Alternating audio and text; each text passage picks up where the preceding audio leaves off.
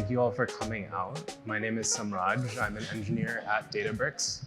I've been focused on MLflow and agent quality for roughly 2 years now, and I'm excited to talk to you guys about how you can actually accelerate the development of high-quality agents using MLflow. That's my boring title. I like to think of what I'm going to tell you today about how to build agents that won't embarrass you in production. So, quick show of hands. I'm curious, how many of you are okay with shipping untested software straight into production? Okay, that sounds good. How many of you have seen AI agents making some sort of catastrophic mistake in production, whether it's on Twitter or you tried it out yourself? All right, a good amount. And how many of you think it's okay for you to ship agents without any sort of quality assurance? All right, looks like my job is done. Thank you guys for attending. All right. So stepping back a little bit, a while ago we were asking ourselves, how do we actually get software to work well? How do we ship reliable software? And that's something we know how to do, right? There's a formula for this. You write your code, you can play around with it. You write your unit tests to make sure you don't regress. You do QA testing. And in production, you have some form of telemetry to make sure that you know when things go wrong. But that was yesterday. Today, now we're asking ourselves, how do we get our AI agents to work correctly? And the question we want to ask here is, why is that really any different, right? Well, for one, users are like chaos agents. They change their answers all the time, or they change the way they ask questions all the time. They tend to ask questions the developers would never expect to see. Agent outputs are non-deterministic, right? They're always free-form and unpredictable. And there's always this kind of balance you have to make in your systems between cost, latency, and quality. But also, how do you define quality, right? What I think might be high quality, my coworker might say, no, that's terrible, right?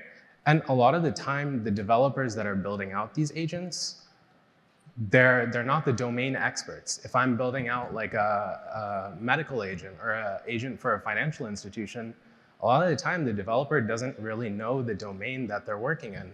And so there's this exercise of working across organizational boundaries that a lot of Databricks customers haven't done. That's something that you kind of have to work on. And why is quality important? Well, just like low quality software carries risks, low quality AI applications also carry a lot of risk, right? And we've all seen examples of what happens when agents go rogue, whether it's poor customer experience leading to higher churn, whether it's increased escalations to humans leading to higher cost to your business. There's some form of reputational risk with low quality. So what are our tools to avoid it? The first thing that pretty much everyone does is vibe check, right? That's the easiest thing for a developer to do. It's pretty much equivalent to writing code and then running it locally and just clicking around or whatever.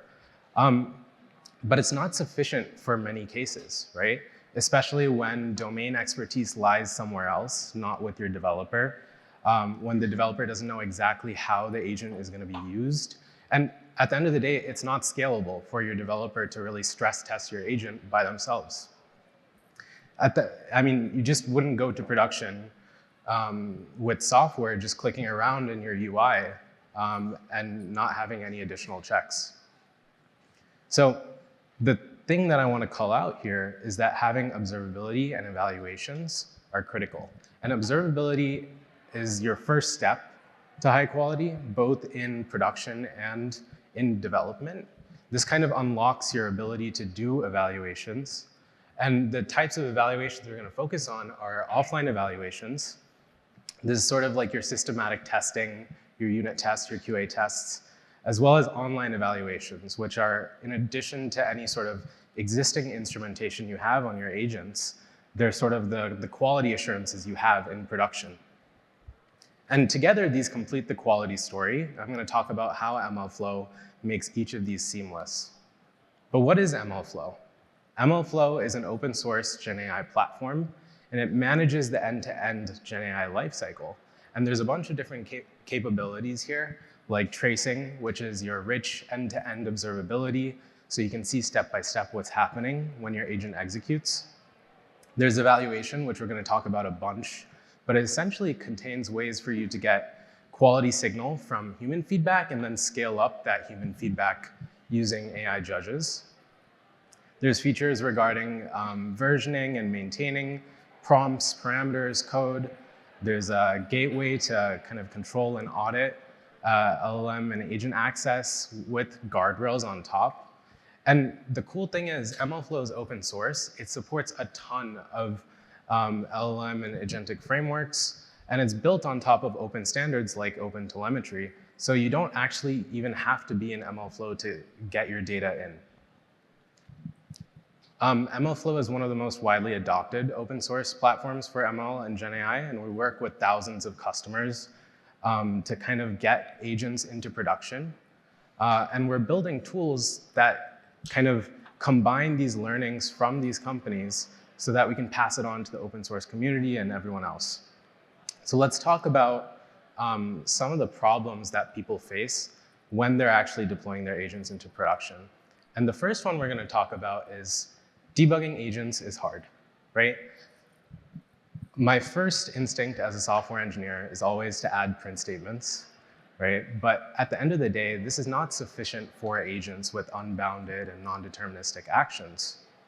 And it becomes very unscalable to actually use logging like that to actually find and root cause issues. So these questions arise of, how do I diagnose and fix bad outputs? How do I figure out or dig deeper when I see high costs and slow agent execution? And more generally, how do I actually pop open my agent to see what is happening under the hood? So tracing is your solution here. And this is, again, the rich observability of your agent. So you can actually dig deeper and see step by step what's happening in your agent. And you can see virtually every LLM call, tool call, whatever it is.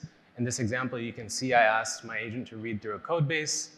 And you can see every LLM call and tool call that it makes, as well as you get all this additional observability stuff like operational metrics like latency, error rate, errors or costs. So this is what comes in MLflow. And it's literally one line of code to implement. And we support over 25 different agentic frameworks and model providers. And that list keeps on growing. MLflow is open source, so virtually anyone can come in and add their own, integration or provider. And I myself even added one for the Claude Code CLI and Claude Agent SDK, which I find really, really cool. And even if none of these work for you, manually instrumenting your agent is super, super easy. It's just a couple of one-line decorators. At the end of the day, tracing is one of those things that's just extremely critical for debugging agents and root causing. And if you want to go into production, it's something that you need to have. It's your observability story, and it really opens up your path to ensuring you have high quality. So the next common problem I'm going to talk about is what happens when you see low quality or high cost at production scale, right? And after deploying, usually something is bound to go wrong, whether it's customers complaining about the quality, maybe they're using it in a way you don't expect, or maybe it's just some edge case in your agent that you didn't see while testing. Oftentimes also, we can see that after deploying to production scale, maybe my agent has slowed down or it costs too much for me to maintain. And so tracing or sort of that observability is your first step here. But at production scale, then you run into this problem of how do I actually dig through thousands, tens of thousands, millions of these logs? And then maybe you're able to find a fix. The second problem is, how do I actually build confidence in the fixes and the changes that I'm making, right? How do I make sure that what I've actually done doesn't regress my agent in some other completely different area? So I'm going to start with that first problem there, which is essentially we've moved to production scale, right? The developer is getting some form of complaints but there's so many logs to go through, right? And it's a ton of manual toil for me to go through traces and read what the user is saying and dig and figure out like what the LLM or the agent is doing. And generally, it's just hard to keep all this context in your head. So MLflow has introduced this thing called Agentic Insights, which is able to agentically read and analyze all the traces that you have flowing in from production. It finds issues and root causes them and also provides evidence to back those issues up. And it's not just for quality issues, it can be for operational issues, like why is your agent running slowly, or why does it cost a lot? But this is one of those things that I find really, really cool, and it's not just for production, you can also use it in development. But to make it more concrete, here's an example. So I'm in Claude Code, I have my MLflow MCP server, and I've called GenAI analyze experiment, and I'm just gonna type in my experiment ID. That's essentially a container that stores all my production traces. I skipped over a bit, but essentially it's analyzed over my experiment and it's identified all these issues in my agent automatically. And it'll generate a markdown report that actually goes more in depth into the evidence behind those issues, the root causes, and also prioritize fixes for what it thinks you should actually go and work on first. And this is also super, super powerful when you add in human feedback or LLM judges into the loop, because then it can use that sort of quality signal to really dig down into these issues. So going back to this slide, you've seen this one before. Let's say I have a fix for my issue. How do I actually ensure that my fix is strictly better? How can I make sure I haven't regressed somewhere else? And the thing here is offline evaluations are your regression test suite. There are your unit tests. So let's see how we do this in MLflow. The first thing you would do is pull some of those traces into an evaluation data set. And whether those traces come from vibe checks, from SMEs, or domain experts testing, or from production traffic, each of those rows in your data set is like a different unit test that you want to test your agent on and use as sort of a way to make sure you don't regress. And you can have data sets for different sort of issues. So maybe I have one for about router in my multi-agent system, and I have another one for my tool call latency being too high. This example you see here is actually a little bit different than the previous UI you saw, and that's because this is in Databricks. It's with the managed version of MLflow. And the thing I want to call out is that in managed MLflow, datasets, along with a lot of other features from MLflow, are backed by enterprise features provided by the Databricks Lakehouse. So here, your datasets are actually backed by Unity Catalog, and you get a lot of the nice governance and other features free out of the box just by being in Databricks, like fine-grained access controls and lineage. Now, once I have that data set, once I have those, that sort of regression test suite or those unit tests, it's super, super easy to run evaluations. All you need to do is define your evaluation criteria. And we'll talk a little bit about this later. In this case, I've just taken a couple out-of-the-box judges that MLflow provides. And you get all the results of evaluation out in your UI, right? And this is where you can actually see what basically your quality. You can see what your LLM judges are saying about certain examples and providing rationales for why they judged the way that they did. And you can also differentiate or create diffs against different versions of your agent so you can actually see how much you've improved or messed up really terribly. The other problem that we discussed was essentially when you move into production, you're finding that you have high cost or latency. And really the easiest thing to do, and the instinct that most people have, is to switch over to a cheaper model, right? Or maybe the latest and greatest model just came out and you want to switch to it. But there's no guarantee that it'll work well. And especially if you've spent a lot of time working on your prompts and optimizing, it feels like a waste to go and switch to this new model and drop all that effort. So MLflow actually provides out-of-the-box automatic prompt optimization which helps you go from an initial language model into a target language model, and it preserves quality while doing so. So it allows you to really easily go from a larger model to a cheaper model or to the newest released model.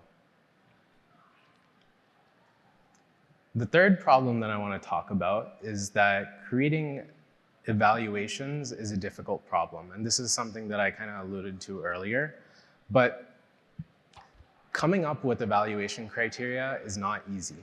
And we've seen this problem with a lot of Databricks and MLflow customers, where it really requires a lot of deep introspection into your agent's actual task, as well as it's often an exercise in working across organizational boundaries.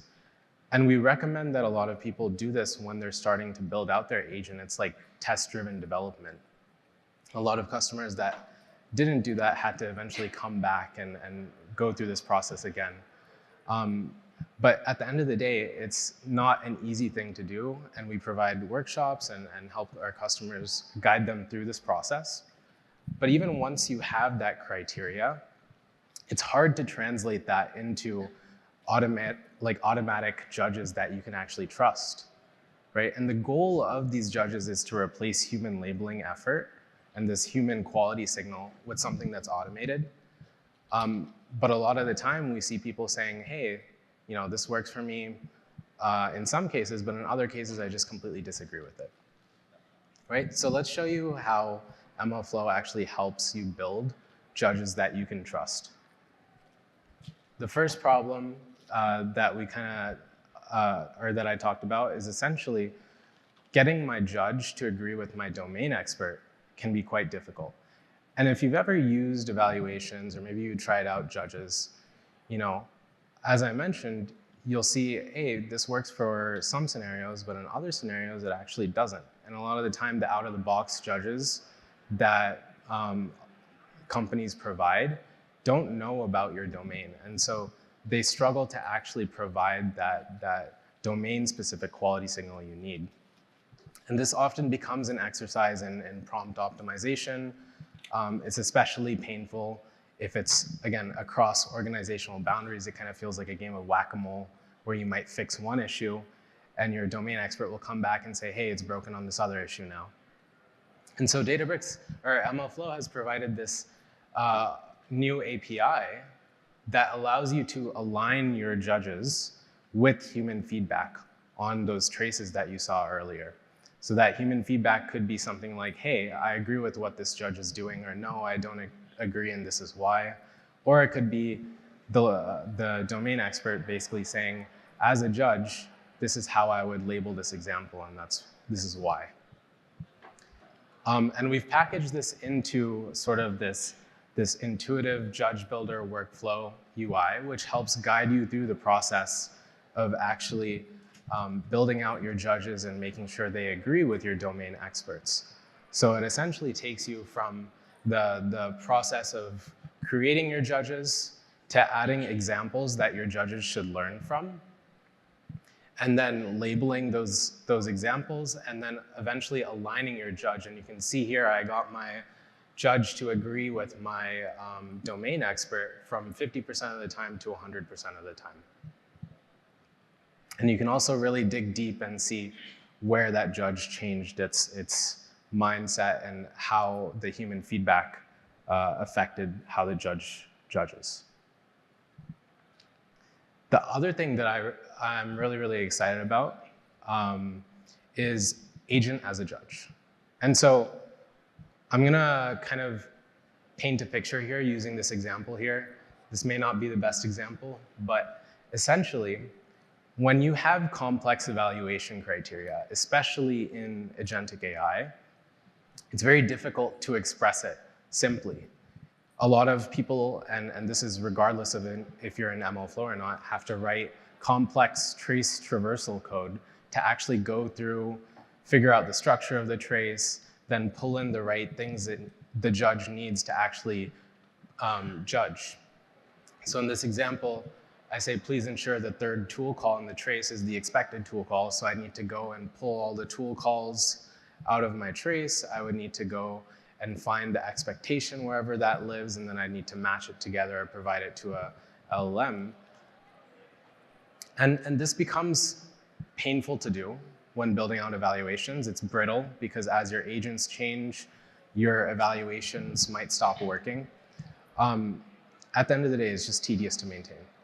And so MLflow has uniquely offered this agent as a judge solution, which allows you to really take that complex evaluation criteria and just express it in plain English. And the power here is in that trace variable there. We're not actually substituting the entire trace into the prompt, but we're giving the judge access to the tools it needs to introspect into the trace, to pick out the right pieces of context it needs and use that to judge. And this also is another example of a judge that can then be aligned with your human feedback to make sure that you really have built out this smart judge that you can trust. So I'm going to quickly recap what we've talked about because I've talked about a lot of things. The first is that debugging agents is hard, and MLflow provides this simple one-liner that you can use to actually see what is happening step by step in your agent's execution and use that for debugging or whatever your use case is. And it is a gateway into evaluation. The next problem is that what happens when you run into low quality or high costs at production scale. And I've talked about 3 different kind of things that you can use to resolve these issues. The first is Agentic Insights, which helps you scale up your ability to debug and root cause, especially in production, but also in development. I've talked about MLflow's first-class offline evaluation support, as well as the automatic prompt optimization that MLflow provides to help you migrate to cheaper or better models without worrying about throwing away your prompts or dropping in quality. And the last thing that I talked about, and I think this is one of the biggest problems, is that creating representative evaluations is hard. On top of actually defining the evaluation criteria, it's hard to implement that evaluation criteria. And so MLflow provides the ability to tune judges with human feedback to get those judges that you really trust, as well as write complex judges in plain English with agent as a judge. So that's everything I had for you guys today. You can scan these QR codes to learn more about open source MLflow on the right there and managed MLflow in Databricks on the left. And the benefit of managed MLflow is you get a lot of enterprise features out of the box for free. And there's a lot of ways to get involved as well. MLflow is completely open source, and we welcome contributions, so would love to see engagement from the community. But yeah, that's all from me. Thank you guys for attending. Happy to take any questions, but yeah. Thanks, Samraj. We have 5 minutes for questions.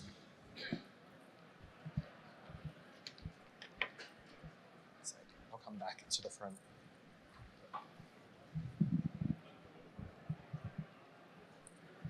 You go first. You're first.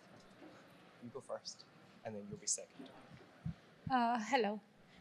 Thank you for the presentation, very interesting. I was wondering, in the case in which an agent has or shows too many hallucination instances or answers that are too general to satisfy the customer, how do you approach this problem? It's a great question. Thank you. And I think a lot of people face this issue, especially in agents like RAG-based agents, or a lot of evaluation frameworks will provide judges out of the box that help you detect these issues. Stuff like, I think we call it groundedness or faithfulness, are terms you may have heard, to ensure that what your agent is saying is not actually a hallucination. And these judges are, again, something that's provided out of the box. So you can use these both when you're developing to ensure that your agent is not hallucinating before going to production. And you can also run these judges when you're in production on production traffic to make sure you don't have issues. But there's also the challenge of sometimes that judge gets those questions wrong, or it's not able to judge effectively, in which case effectively tuning your judge to really understand your domain and ensure that, for instance, I think you also mentioned having answers that are too short or not sufficient. Another thing I'll say here is also it's important to build out this evaluation criteria early on, and we like to think of separate sort of aspects of evaluation as orthogonal judges. So you might have a judge for faithfulness or hallucinations. You might have another judge judging the quality of your response to make sure that it's actually addressing the user's question, right? Okay, next one over here. Hi, thank you. We use MLflow at our organization, and I was very interested in the optimizer for adapting to a new model or also for adapting to human evaluation label. So is that modifying the prompt that you're using in the backend? And then my second question is, are you able to run optimizations for more open-ended problems? Like, for example, optimize my system prompt to deliver more accurate responses? Yeah, great questions. So today, I think I showed two prompt optimization things, one for prompts directly and one for judges. And yes, we do optimize the prompt for you under the hood. There are research techniques that Databricks and MLflow have produced, one of which is called JEPA, and I think that's what's used in that example there. And the way that we actually do this optimization is we take some sort of feedback signal or quality signal, whether it's like, hey, thumbs up, this is great, or no, this example is bad, and this is the reason why. And so you're not limited to just optimizing a single prompt. You can also use feedback signals on an entire system in order to optimize a piece of that system, which is maybe your system prompt. Thank you. You said that you help and guide your clients for creating eval datasets. If I have like large amount of production data and I want to create an eval dataset from that one, how can you help with that? Do you provide any automated tools or functionalities to select a diverse dataset for my eval experiments? I see. So basically you're asking, how do we actually help you pick the right sort of examples to put into right, from my trace data, from my production output? Yeah. I think Agentic Insights is definitely, or I think Agentic Insights is one of the ways that we do that. So that example that I showed in Claude Code, where I'm able to pull different sort of issues and examples of those issues, the markdown file or the report that it generates there actually includes the issues as well as specific examples of traces. And so you can pull those into a data set. And MLflow is expanding its support for its MCP server. So all of these things will become automatic. You can do them agentically. So from Claude Code, I can actually go say, hey, now that you've identified issues and traces for those issues, go create an eval data set and go run evaluation on that. We'll take one last question here. Thank you.